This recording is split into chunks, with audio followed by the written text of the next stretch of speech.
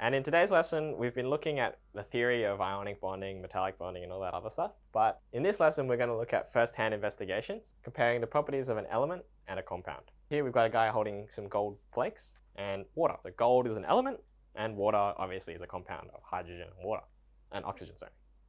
So the aim, to compare the physical properties of elements and their compounds.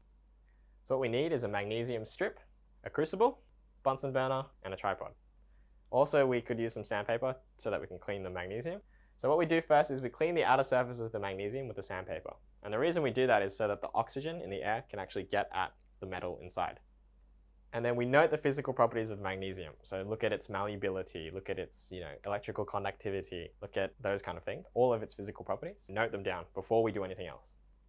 Then we place inside the crucible and heat with the Bunsen burner for 10 minutes. Allow the crucible to cool and observe the properties of the new substance. Comparing the properties of elements and compounds, basically magnesium, which is here, has a silver grey look because it's a metal, remember? Shiny and lustrous, that's its appearance. The oxygen in the air, which is what we're assuming is reacting with the magnesium, is a colourless gas. So these two are very different from one another. And what we notice, what comes out is actually a white powder. So the magnesium oxide, which is magnesium bond with the oxygen, is a white solid and it's a white powder. Now the melting point of magnesium is very high. It's 650 degrees for melting and 1110 for boiling. So it's very high. Now if we look at oxygen, obviously because it's a gas at room temperature, its boiling and melting point are very low.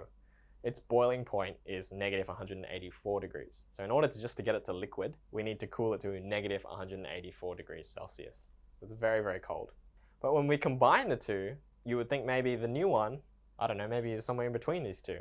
No, it's actually its boiling point's about 3 times as much, and its melting point is more than 4 or 5 times as much, okay? Or it's about 5 times as much. So you can see that when you combine the two elements, you actually get a boiling point and melting point that's incredibly high compared to either of the two when we started. Then we've got its conductivity, and these are all expected results, of course. Just remember that not all experiments go the way we plan, but this is what you probably see. Obviously, magnesium as a metal, delocalized electrons and lots of electrons free to move, is a conductor. Whereas oxygen gas, if I put an electrode, 2 electrons in the air, you don't see any sparks flying or anything like that. So it's an insulator. But the magnesium oxide is also an insulator. Okay, so it seems to follow the properties of the oxygen. And then finally, solubility in water. And the unit that we're using for solubility is the grams of the substance that can dissolve in 100 grams of water. So how many grams of the substance dissolves in 100 grams of water? That's our unit of measure. Magnesium is insoluble. It'll just sit in the water, maybe oxidize a little bit. Oxygen, 0.004 grams per 100 grams of water. So it will dissolve a little bit. And magnesium oxide has a very low solubility. It reacts really slowly with water. So it's quite a low solubility, but it actually reacts with water, so it's a little bit different in terms of its solubility. Okay, so again, its chemical properties are different to these two because oxygen doesn't react with water and magnesium doesn't react with water, but this one for some reason does. So you can see that in this prac, we've seen all of the things that we've talked about in the previous 2 lessons, or 3 lessons.